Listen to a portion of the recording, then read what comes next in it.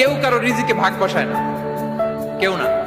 আমরা অনেকে মনে করি যে আমি ওকে দিলাম, ওকে খাওয়াইলাম, আমি বোধহয় খাওয়াইলাম। না, সে আপনারটা খায় নাই, সে তার রিজিকই খেয়েছে। আমাদের ঘরে আমাদের বন্ধু বান্ধব আসে অনেক সময়, আমাদের ঘরে অনেক সময় অতিথি আসে, তাদেরকে আমরা আপ্যায়ন করি, তাদেরকে খাওয়াই। আসলে সে আমারটা খায় না, সে কারটা খায়? তার নিজেরটাই খায়।